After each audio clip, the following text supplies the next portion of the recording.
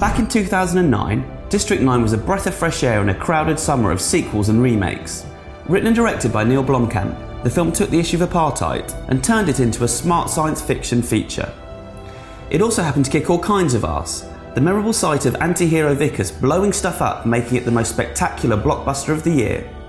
4 years on, Blomkamp returns with Elysium, an equally intelligent sci-fi flick that this time tackles the issues of poverty, immigration and overpopulation, but also features multiple scenes of stuff getting blown up. The year is 2154, and the world has been divided up into two very distinct groups. The poor, who live on the diseased and overcrowded Earth, and the rich, who have fled to a man-made space station called Elysium to preserve their privileged way of life. And guess where our hero Max is stuck? Played by Matt Damon, Max's ambition is to make it to Elysium, but instead he endures a miserable existence on Earth, serving parole and labouring on an assembly line. His situation is made all the worse when he suffers an accident at work which threatens his life, making Max's need to reach Elysium all the more pressing.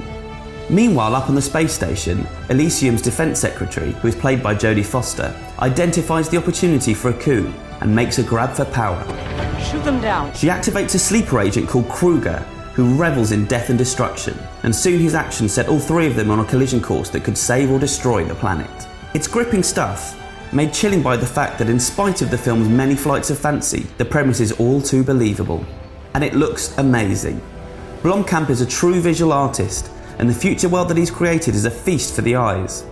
Matt Damon is as good as ever as Max, taking an at times morally ambiguous character and making him instantly sympathetic. But he's overshadowed by Sholto Copley, who was so good as Vickers in District 9. This time around he plays the crazed Kruger, who's a man of few words when he first appears on screen, but as the film progresses, he comes to dominate proceedings, so much so that you hardly notice the presence of Damon when the two stars share the screen, which is no mean feat. But Elysium is Neill Blomkamp's film, and yet again he's hit one out of the park.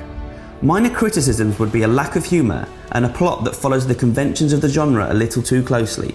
But if you're looking for an intelligent science fiction that's bursting with smarts and social commentary, you need to look no further.